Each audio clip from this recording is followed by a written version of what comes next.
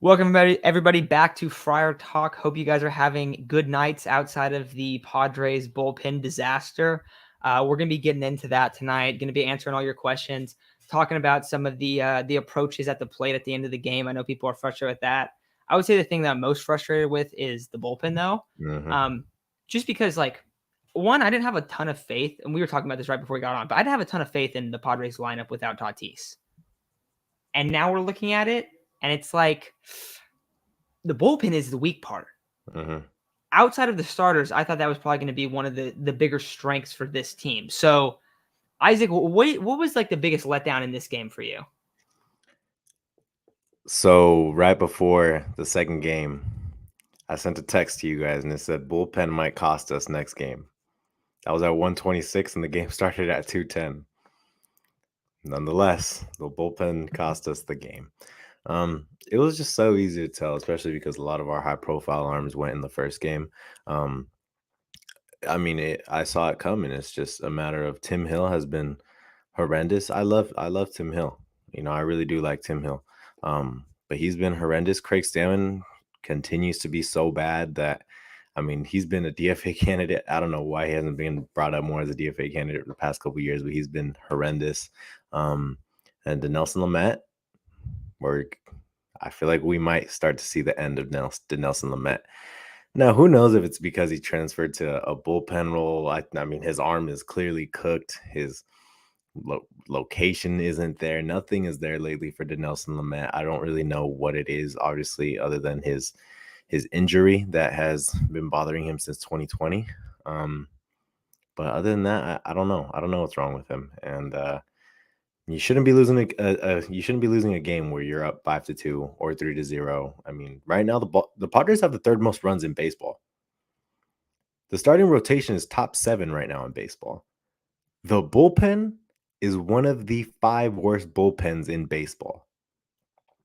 That's an astronomical difference between your starters and your bullpen. And honestly, most of these losses have come because we have a lead and then the bullpen just blows it. Most of our high scoring games or our close games are because the bullpen ends up blowing it. We barely have had any outings where it wasn't a quality start from the starters. We've had a Darvish outing that wasn't a quality start. We've had a Manaea outing that wasn't a quality start, and I honestly can't remember the rest. Maybe not a true quality start because of innings pitched, but no one's allowing more than 3 runs, it feels like, in any starts, right? Yeah, no. Nick Martinez didn't have a quality start once or twice. And even a couple of those aren't even bad starts. It's no. Well, Manaea's wasn't great, but Martinez wasn't horrible. It's just he pitched, I think it was 5 innings, 4 runs, and I think only 3 of them were earned. No, yeah, against the Braves, right? That's a 5th starter. That's not that bad. It happens from time to time. Yeah, so before this game, the bullpen was ranked the 7th worst. After this game, you could absolutely see they will rise. They will go lower. And we need reinforcements soon. We need reinforcements fast. Nick Martinez going to the bullpen is going to be huge. Pierce Johnson, hopefully he comes back sooner rather than later, but we need reinforcements and we need them fast. Yeah. I think another thing to note about the bullpen is that you said it's one of the 5 worst right now. Early on in the season, it's gonna be better. You're gonna get a lot of guys back. But let's not forget that this is probably one of the most expensive bullpens in the entire league as well. I think that gets forgotten about a lot because of Hosmer's contract and Manny and Tatis having big deals. Dude, this bullpen has got completely broken off. Robert Suarez making a lot of money. Craig Stammen making a lot of money. Dinelson Lamet making a lot of money. Pomeranz, right?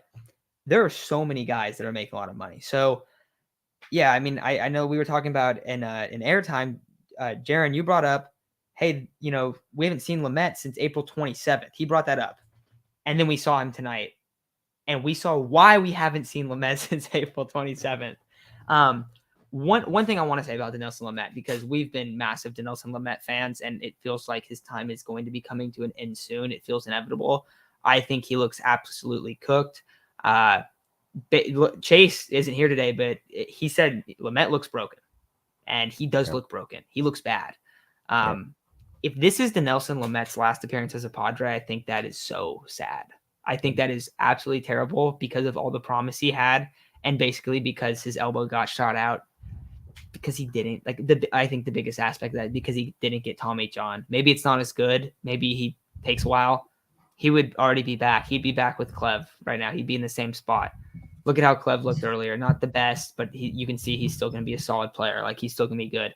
The Nelson Lamet hasn't been used. It's rough. It's really rough. So I hope that's not the case because I feel bad for Nelson Lamet. I feel like honestly, in all of my life, a lot of athletes, you see their careers get derailed by injuries. But on the teams that I've rooted for, Nelson Lamet is one of the worst cases of that. So that's a big bummer. But I don't know. I think Ace, you asked up here, what are we going to do about the bullpen? What can we do? I think that we should do a full segment on this because there's a lot of guys coming back. There's guys that I think are not being used the best. So I honestly think this will probably be our segment tomorrow just because there's so much to kind of go into it, and we'll bring up other guys. Let's see. Call the cops. Yeah, cops. You can have him come up potentially. What's up with Suarez? We'll talk about him a lot. But we could talk. We can talk about a couple of these guys right now too. Dude, Suarez is scaring me, man. It's not been a good start. Suarez is, being totally honest, I don't think he's very good. He's had a couple. He's had a couple good, outings here and there against the Pirates and maybe the Reds, but every time he comes in, he allows it's the same four. It's Tim Hill, Craig Stammen, Dinelson Lamet, Robert Suarez. Always, it's been those four throughout the whole season, and just gonna touch up on the starters really quick. I saw Clevenger was brought up. Clevenger pitched. I know, his control might not have been there the whole game, but he had a good outing. He had a pretty good outing. First game back, his control wasn't always there. He was missing high at times, but overall, solid outing for Mike Clevenger. I couldn't have been more happy.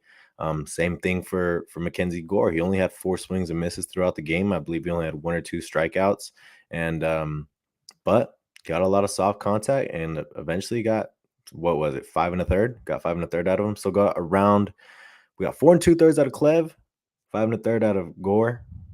Only allowed 1 run each. That is off a team that is 3rd in batting average right now and 5th in runs. That's the Guardians. They're top 5 in both aspects. So couldn't be more happy about how these starters performed. Back to the bullpen though. They looked okay. Honestly, I totally forgot who pitched in the first game other than Clevenger. I know Wilson came in at one point, right? I'm bringing it up in the second game. Wilson came in the first, I believe. Yeah. Let's see. I'm checking right now. I got you. Wilson pitched a third in the first. Oh, so today was in the second game? It was the 4 guys you mentioned. I swear to God. It was those exact 4 guys only. And Gordon only allowed a run up to that point. Yep. Mm-hmm. And I mean, you look at the first game, Wilson, somebody got a hit off him, and it eventually led to those 2 runs scoring. Those ended up being Clevenger's. Nabil Chrismat allowed a run, Garcia none, Rogers none. Ended up being a 5-4 ball game. Wasn't very encouraging for the bullpen after that. So, I mean, it was fully expected to lose that second game considering the guys that went in the first game. But that's a good lineup over there in Cleveland, and I'm glad that the starters got out of it, with some good outings, and nothing else to really say. The bats held up well, so yeah. The bats look good. Yeah, of course. Who are the guys that went off in the first game? Owen Miller. Who's the other guy? It was, I know Naylor had a hit. Naylor, that was the person. That was who I was going to bring up. Mm-hmm. So of course those guys have to own the Padres, right? I think we brought that up when we were previewing it. You guys know who's going to come out there and do damage to this team. Now, did Franmil have a hit? Maybe 1. So in the first game, Owen Miller went 1 for 4, Naylor 2 for 4, and those are the only 2 Padres that were in the lineup. It looks like. Yeah. Let me look at the second game. Franmil had 2 hits in the second game. Let's see. Miller went 0 for 4 in the second game. Reyes 2 for 4. Hedges 2 for 3. Jesus Christ. Hedges in the second game. Hedges went 2 for 3. And they were important hits too. I think he either drove in a runner, he ended up getting driven in, I think, in both those scenarios. Mm. Yeah, so that was tough. Let's see, we got this. Can you do it? Yeah, bro. I'm throwing some red off my fingers. 99. Let's see what else we got. So yeah, so we're gonna go over the bullpen a lot. I think that's the biggest question mark with this team. I do want to bring this up because I don't think we emphasize it a lot, but it is insane how much Manny Machado and Eric Hosmer have carried this team. Oh my God. It's been like, okay, Manny had actually a pretty bad defensive game in the second game. He had, dude, Two. and you usually see none of those. I was No. thinking about it. I feel like part of that might be because it was wet. Mm, Because he never, like, that's so uncharacteristic, right? I was just trying to of think of a course. reason for why that would happen. I think that might be part of it. Mm, But in the first game, that was like all of the early production was from only those two guys. And yeah. that's happened so much. So we don't say it a lot, but props to Eric Hosmer and also Manny Machado for really carrying this lineup early on. Because if you look at different guys in the lineup, Profar's completely fallen off of a cliff. He had his check Oh swing double God. today, but like it feels like he hasn't got like any hits in like any legit hits in a couple weeks. Okay. That's And on Kim. Kim. Kim Yeah. has been absolutely balling too. So yes, Mm, that's super fair.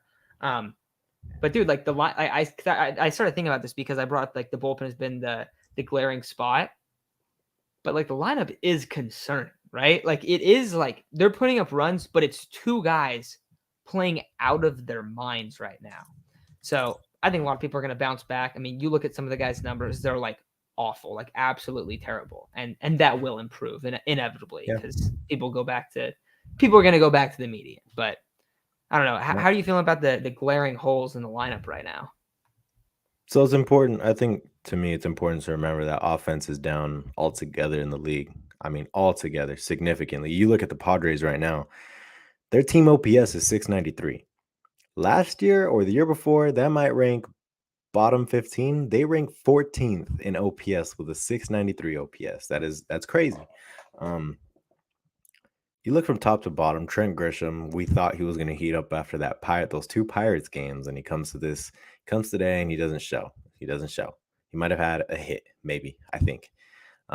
Jake Cronenworth is still struggling. Do I expect him to come back? Yes, but I mean, he's got to come back sooner rather than later, right? Because we really need it.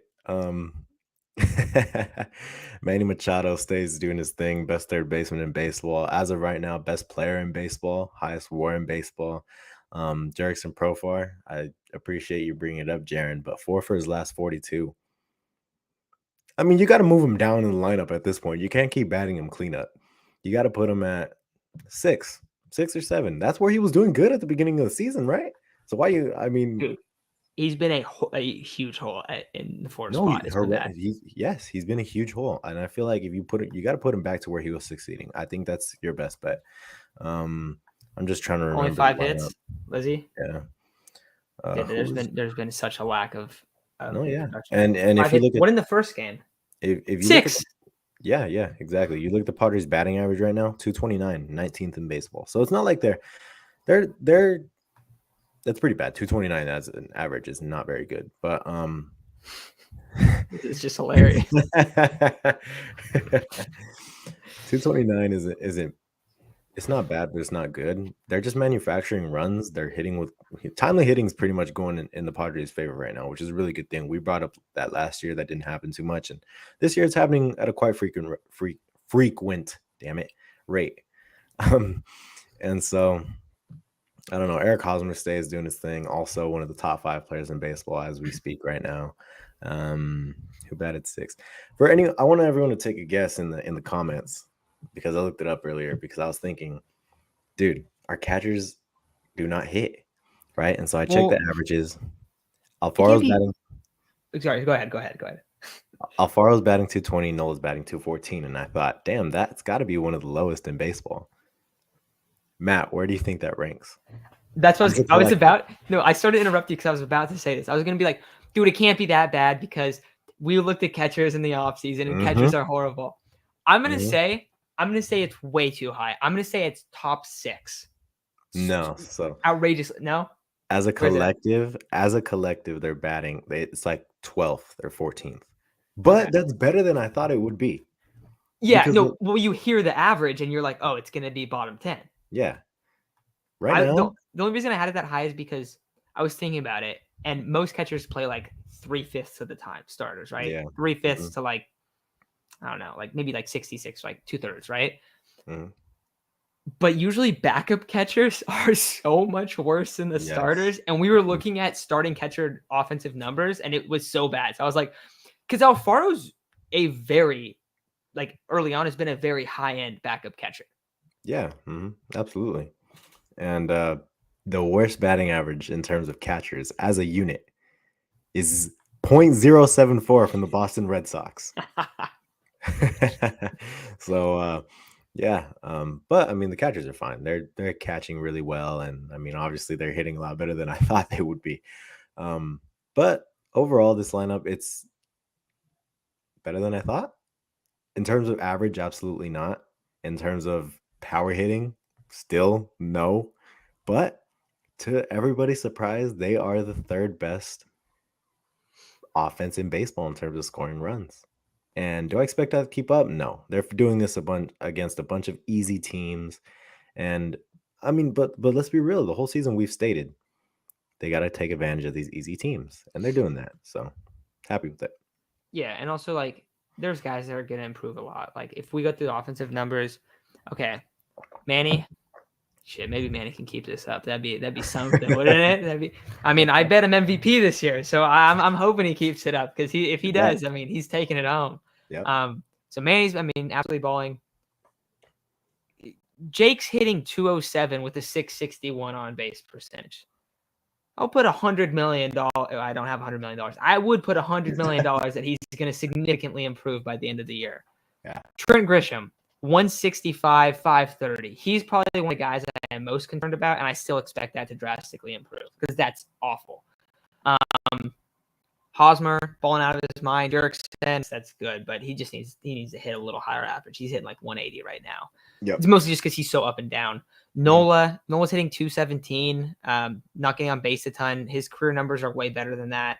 That would, if Nola had a bad year, that would really, really suck. Yeah. But he's had some games, I feel like, where you've been like, oh, there he is.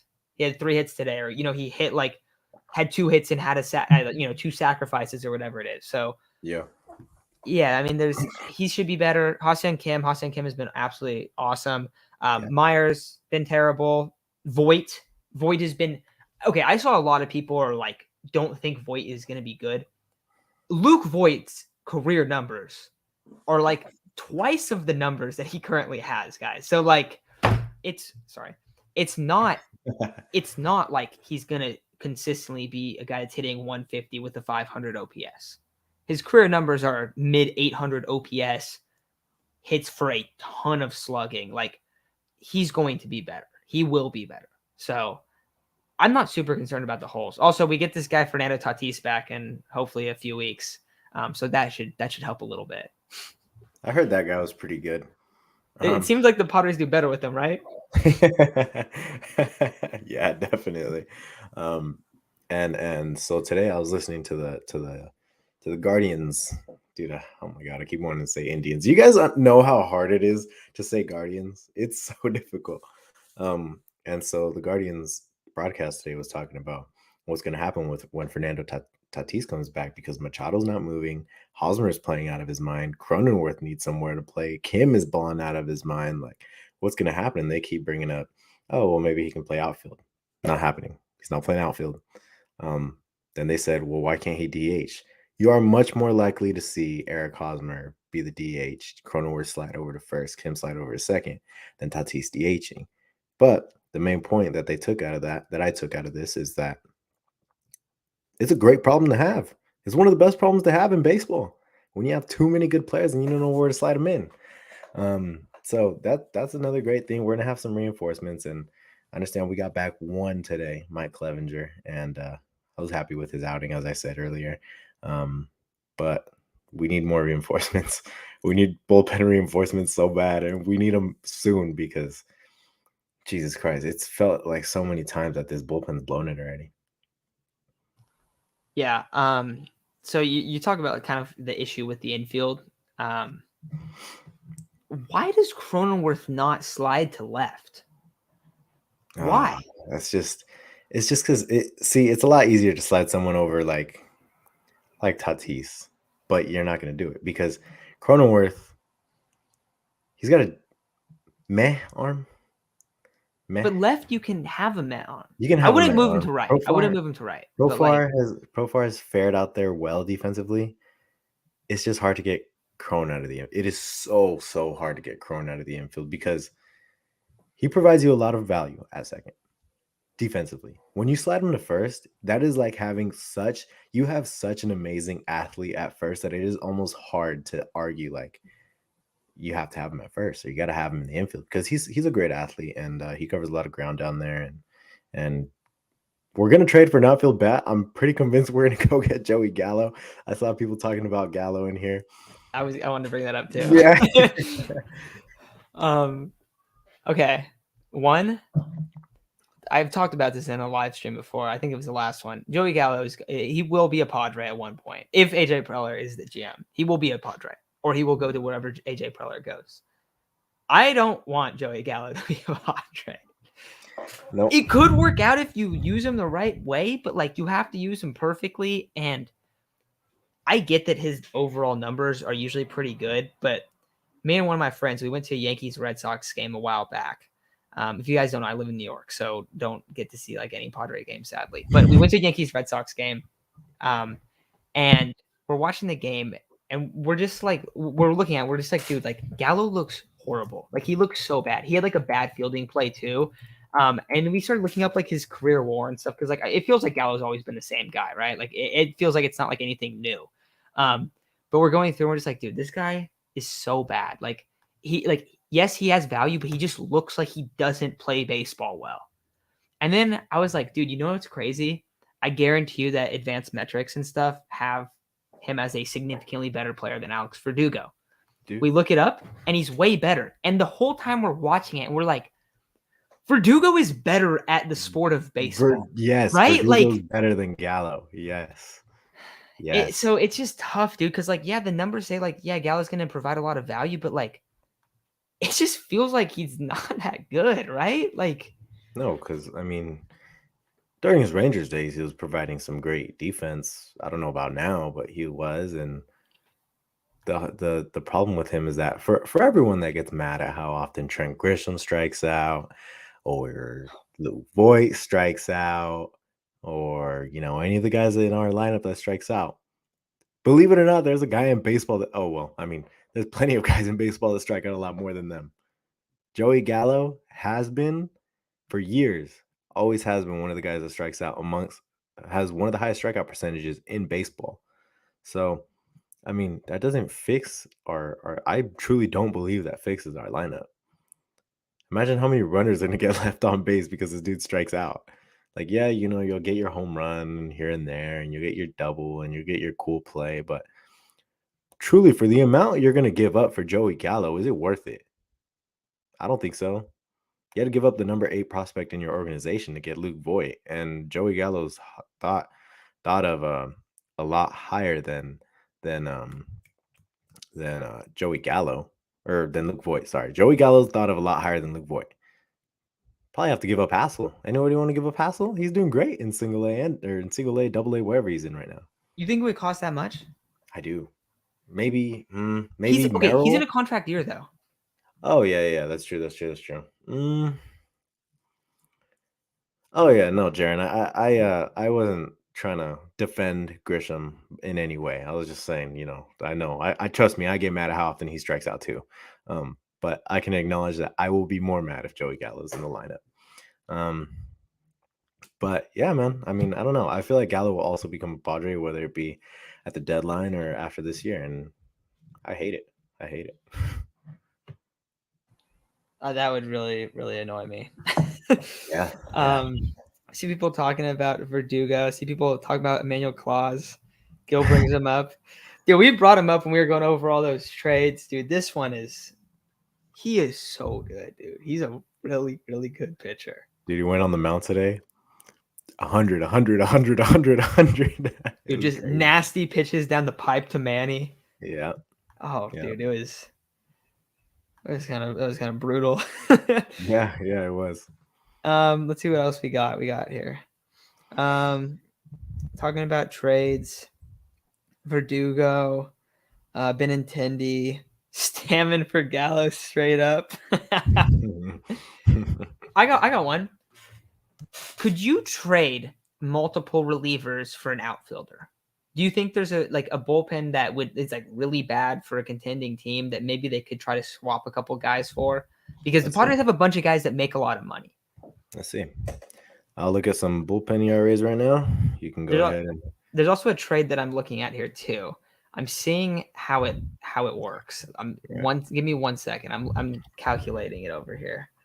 I'm also gonna It need involves Verdugo, and I think this is a really interesting trade that I don't know of anyone that's brought up yet. But I kind of wonder because we brought up this team's how bad their catchers are.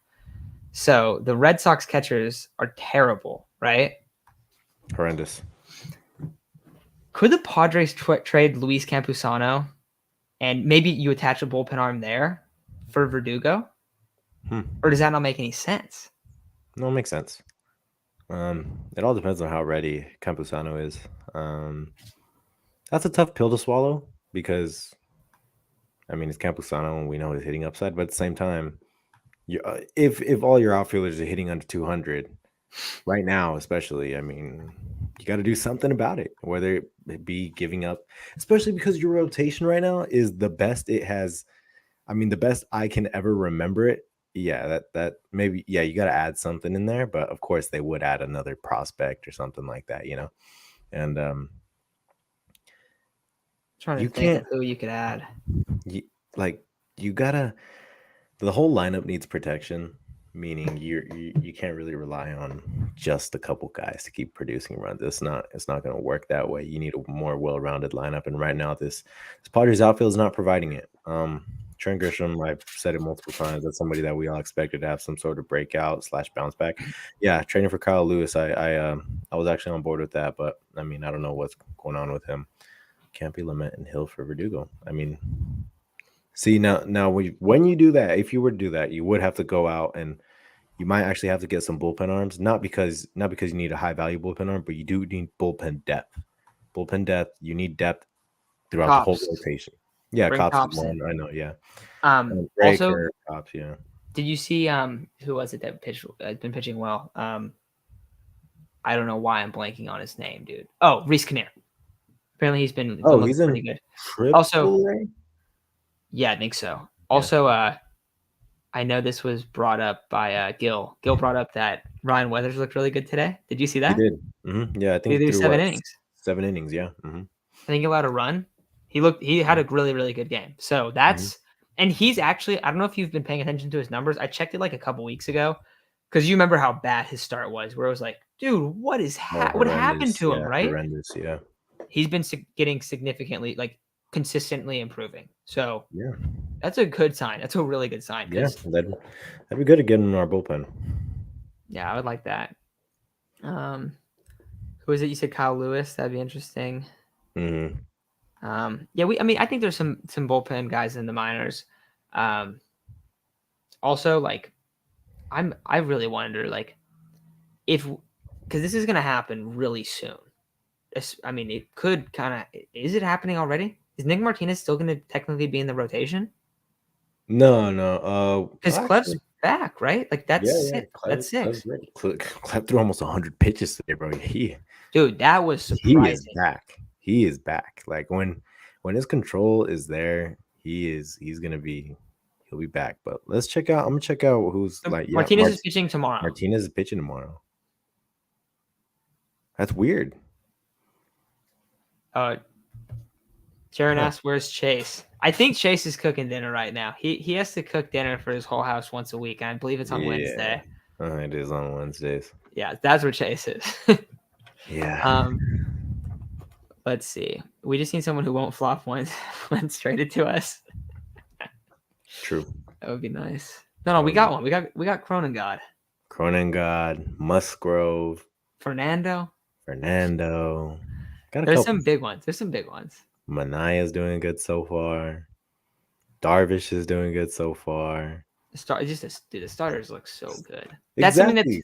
dude. Okay, that's something too. Like when you start thinking about like, all right, is this team a playoff team? I feel like they're going to be. Like Yeah, I would be really surprised if they're not, and I mean, of course, I'd be really frustrated. It's not like it's impossible or anything, but I would be very upset if they don't make the playoffs. I think they're extremely caliber of doing that. yeah, Um, yeah, but when you look at what needs to translate to the playoffs, you want guys that can hit off the best hitters or the best pitchers in the game. Padres have a few of those guys, and they might. I hope they add someone at the deadline. I think that's something that they really got to try to do. They have a couple arms in the bullpen, especially if you get Palm back. Especially if some of these guys that have, guys like Steven Wilson and stuff like that. Steven Wilson struggled a little bit, but you get Castillo back, like you get some of these guys back, and maybe you bring Kevin Cobbs, Morahone, guys like that. If you get them, if they're back and healthy, you have some high leverage bullpen arms. So you got good pitching, right? Your starters are going to be able to go deep in the playoff games. That's the part I think of this team that translates so well. I want to see Blake Snell in a playoff game. hell yeah, I have a lot of confidence. If Blake Snell is on the mound in a playoff game, he's a very, very elite big game pitcher. hmm Like there's guys on this team that's like you have a lot of faith that they're going to go into the playoffs and go against the Braves or a Dodgers or a Giants lineup and just shred their lineup. So, hmm and we've seen that early on. So hopefully everyone stays healthy and stuff. But I don't know, dude. I think that you figure out the bullpen, you figure out a couple of these other bats. Like the starters are still gonna be able to carry you. yeah. And come playoff time, that's I think what matters most too. Yeah, the most important thing Quan just noted too in the playoffs, you can use a 3 or 4 man rotation and be fine. Up until then, though, this Padres, I mean, the Padres would be doing this starters such a disservice if they keep rolling out this bullpen. If the bullpen stays as one of the worst bullpens in baseball, so that's, I mean, we already know as Padres fans, we know already that's got to be something that significantly improves. And I mean, I expect it to. I don't expect it to go up to like 10 or whatever it is, but dude, at least be like 15 to 17, 15 to 18, something like that. Because these starters are consistently, they're giving you around 5 to 7 innings each outing. And the good thing, the biggest difference from last year to this year is there's rotation depth. One guy goes down, then you have Snell. And now you're rolling out still with a 5 man rotation. Another guy goes down, you still got Martinez, you still got Gore, you still got guys down in the minors. Like there's so much depth within this rotation right now. And that's going to be one of the bigger differences. But yeah, I think this is absolutely a playoff team. When Tatis comes back, important to know, and I don't know if I'm the only one who thinks this. Yep, I checked earlier. They are one of the bottom 5 bullpens in baseball. Um, One of the more important things to note, I don't know if I'm the only one who feels this. Cronenworth, and I love Cronin, is significantly better when Tatis is in the lineup. He gets a lot more protection. He gets to see a lot more pitches. So when Tatis is back, also expect Cron to bounce back. And I think Cron's going to bounce back a lot sooner than that. But it's going to get better. Um, Just kind of a question on that. Do you think that's because you play baseball a lot longer than I did? Do you think that is because he's okay? Because you always bring it up too. Like he's such a natural hitter, right? Like his swing is so perfect. He drives the baseball like consistently getting like squaring up like pitches in around the plate. Is that like when you look at that and you see okay, Machado's raking, right? But Machado hits a lot of pitches out of the zone. Like he hits a ton of home runs that are low in the zone that are breaking and like basically into the dirt sometimes. Is that because you have to pitch Cronenworth in the zone and right now you can kind of pitch yes, around him? yes, 100%. 100%. When you have lineup protection around you, everything changes. That's why you see like the Dodgers from 1 to 9, they all have lineup protection around them, and that's why they all see pitches in the zone. Not only do they all see pitches in the zone, but they have such great plate discipline. And when Tatis is in the lineup and they know, all right, well now Cronenworth is your second or third best weapon instead of your fourth or fifth. Well, now they don't have to pitch to Cronenworth because when Cronenworth gets balls in the zone, he's one of the best pure hitters I can remember seeing. But right now they're pitching out of the zone to him and he's not having much success. And lineup protection, man, lineup protection. That's one of the biggest things in baseball. Yeah, I think a lot of other guys' numbers will go up too. Yeah, absolutely. I think we'll probably take off in a few minutes here. But got a couple other questions here. Jaren asks, when Voight and Myers come back, which two guys do you send down? Beatty and Thompson Yeah, right. You're getting an outfielder back. Beatty the DH. Yes, send him down. Yeah, dude, you might actually have to DFA Beatty. If not DFA, if they don't feel comfortable doing that, you probably see. I truly can't believe you can't send down any more bullpen arms. You'll probably have to send down like as much as I don't even want them to do it. Azokar. Um, I don't really know who else. Like, But if you send down Ozakar, who's going to be your depth outfielder? so, Beatty. I like. I mean, that's what It's sucks like though. you got to send down. Okay, like one of Beatty Thompson or Azakar has to stay, right? Yes, I believe They so. have to. Hmm. They're gonna keep Beatty, huh? Yes, they're gonna keep Beatty. Yeah, they're probably gonna keep Beatty. Um, What if they sent down Abrams? Cobra just asked that. He yeah, asked me to sit down. I saw him do that. I He, saw him play that. I feel like he's looking a little bit better. I still think that he's going to benefit more from getting sent down Yeah, because he's yeah, not yeah, seeing consistent at bats. Kim is balling out, and it's like, okay, we have to like try to get him in the lineup, but kind of like force him into the lineup. And he's struggling. Like he is struggling. You can see yeah, how frustrated he is. yeah. But So it's a learning curve. yeah, and so what I'll say about that is I mentioned earlier I was watching the Guardians broadcast. Sorry, I'm trying to plug in this damn charger, man. It fell out. Um, I was watching the Guardians broadcast, and they were saying, it's really unfortunate that Abrams was slotted into this situation, and he was basically forced into it because of Fernando Tatis' injury. And right now, why it's so hard to send down Abrams because I think he's kind of your infield depth. You could have Profar as your infield depth, but there goes your outfield depth, right? Like then you don't have him in the outfield. So, um,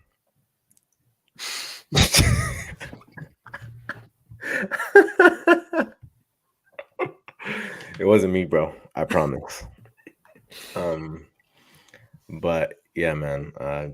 You can't. I really don't think you can send him down right now. I know he looks bad, and trust me, I'm in favor of sending him down, but there's a time and a place, and the time and place will be when Fernando comes back. So right now, it's really an unfortunate situation for CJ Abrams because he should be getting everyday playing time down in the minors, getting the experience, and growing into the player that we think he's going to be. But he's slotted into the situation for now.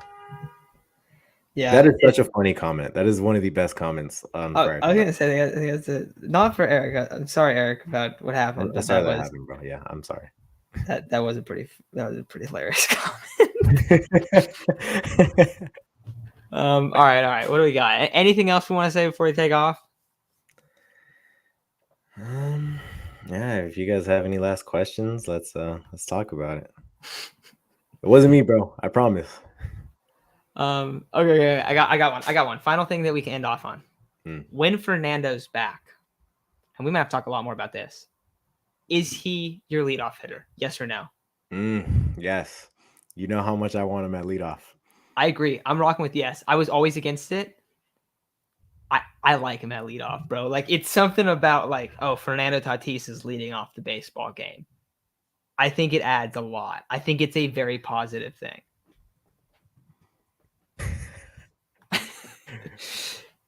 Looks nothing like me. He looks nothing like me. I promise you. Nah, I've always wanted Tatis in the leadoff. I want him to get the most at bats. I think it's plain and simple. But that comes with only one kind of sort of stipulation. The bottom of the lineup needs to have guys that get on consistently. Like they need to have high on base percentages. Now, if that's not the case, then sure, you can bat them 2 or 4. But if there's guys at the bottom of the lineup that get on, because the whole thing last year was, oh, Fernando has all these home runs, but a lot of them are solo home runs. And you don't want that to be the case again. So if there's a bunch of guys at the bottom that you set it up to where Tatis' career numbers as a 3-holer pretty horrendous. But if yes, 2 holes, they're very good. If there's guys at the bottom of the lineup that can consistently get on, then yeah, I want that. Because right now we don't have a consistent leadoff hitter, and that guy's your dynamo. Yeah. I do think like you typically put your best hitter in the 2 spot. You do. Mm-hmm. But you could go stupid nasty to start the game, and you could go Fernando Manny. Yep. All right, good luck. You can go. Okay, if Voit picks it up, when Voit picks it up, you could go Fernando, Manny, Cronenworth, Voit, and dare I say Eric Hosmer in that RBI spot? Oh my God! They walked him today. Hey, dude. They didn't want the smoke, man. No, dude. Hey, man. No matter what anyone thinks right now, Eric Hosmer in the RBI spot sure looks pretty damn good. Okay, I have to show one comment, then we're taking off. Our lineup was terrible. This is it right here. That's the one. That's the one that's going to take us to the promised land. Yeah. All right, guys. I think that's going to do it for today's episode. So tomorrow we will talk about the bullpen. We will have something out on the bullpen because we'll talk about the best ways to fix it, what they can do, what's going to happen, stuff like that. But that'll definitely be our episode tomorrow because today was an absolute disaster. But thank you guys. Really funny in the comments today. Honestly, one of the better comment days, I feel like. But yeah, guys, we'll talk to you soon. We'll be going live on Sunday as well, sometime after the game. Not right after, probably like an hour or two after. But we'll talk to you guys then. Thanks for joining, and we will talk about the bullpen tomorrow, and we'll see you all live on Sunday.